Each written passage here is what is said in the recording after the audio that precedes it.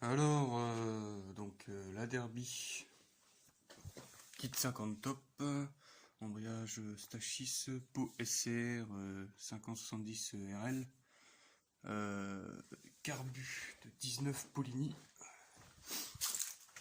avec sa petite boîte à clapper Malossi, VL6 je crois, pipe Stachys, pipe d'émission Stachys.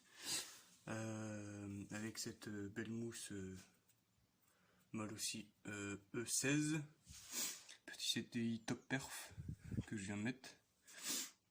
Donc en gros je vous explique le problème, c'est que quand je roule, donc ça s'est passé, là ça a fait ce problème là quand on est passé dans les temps un peu on va dire hiver, donc commençait à faire froid.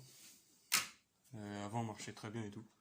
Mais en gros, là, je roule et dès que je fais à peu près 500 mètres, la moto, elle fait un gros trou d'air, elle boule, boule. Après, quand j'arrête d'accélérer et que je me mets sur le côté, elle accélère toute seule comme s'il y avait trop d'air. C'est comme si, en fait, je tombais en panne d'essence.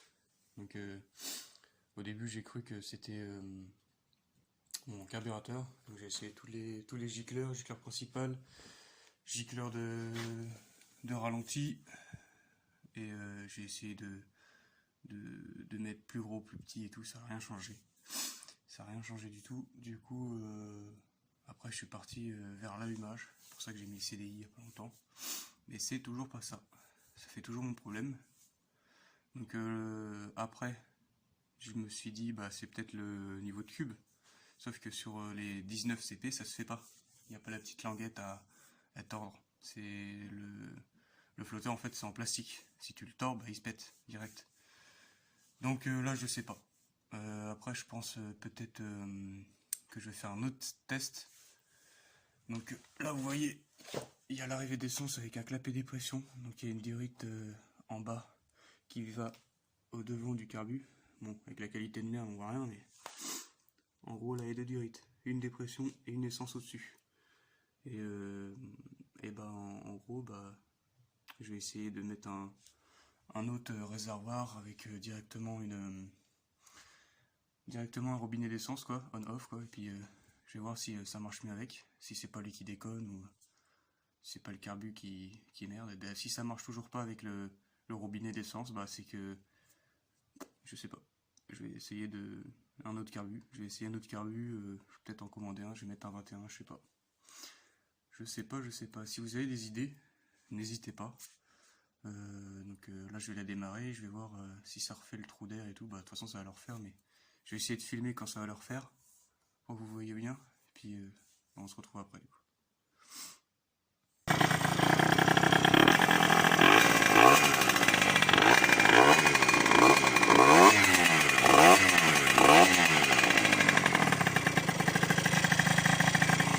Ok, elle a démarré.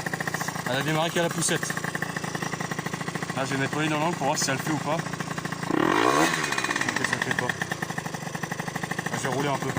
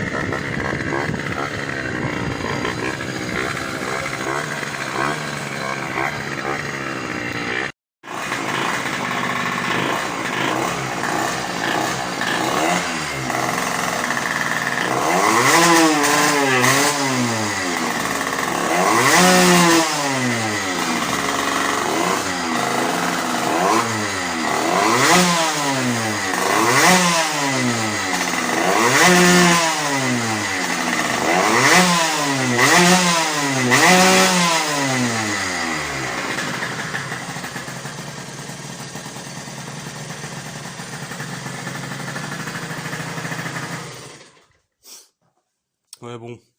Là, je l'ai enrichi un peu, donc comme je vous ai dit, parce que j'ai testé quoi. Au début, je croyais que c'était le gicleur principal.